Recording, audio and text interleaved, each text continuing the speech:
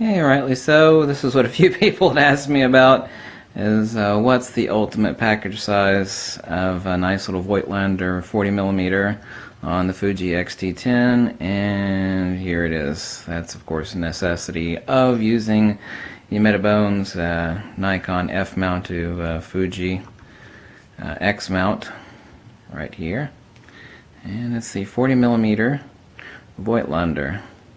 So we have a little dreamy perfection going on, and that's the ultimate size. You can see the adapter starts from here on back, and that is the Voigtlander 40 on Fuji X-T10.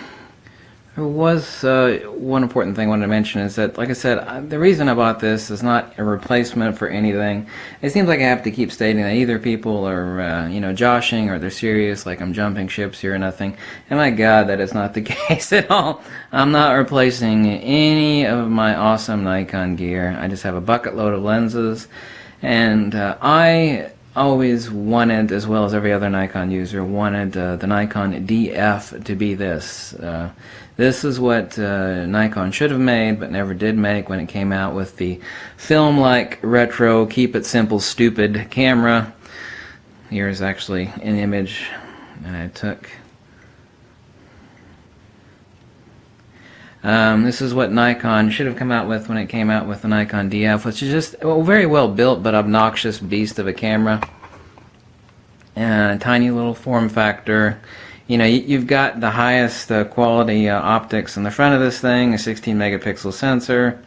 Using aperture priority manual only. I'm not going to start investing in any Fuji glass. I bought this thing as a stopgap body for what the Nikon DF should have been, but never was, and what Nikon users asked Nikon to make, and which they did not make. They made an over-engineered beast that was very expensive and not very user-friendly. So this is Fuji's X-T10.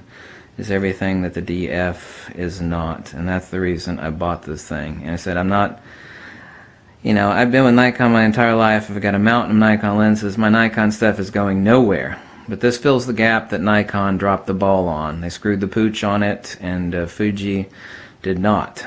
They came out with this, and the fact that I got to use a Metabones adapter, I don't give a damn.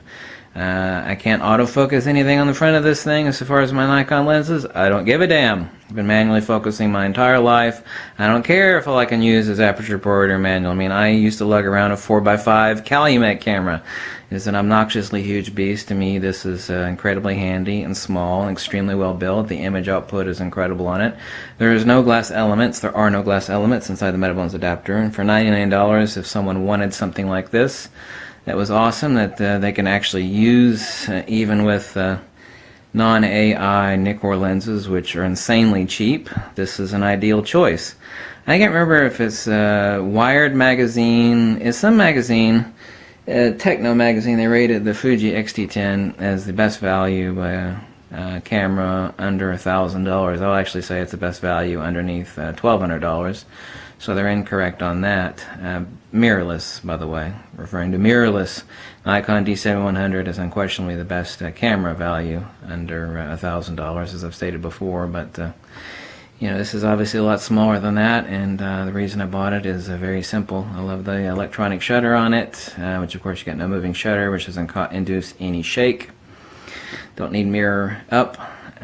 Anyway, there it is. That's the Voigtlander 40mm. on front of the Fuji X-T10. I don't know why, but everybody asks, oh, I want to know what the Voigtlander looks like in form factor sitting on the front of the Fujifilm X-T10. Well, there it is. Catch you later.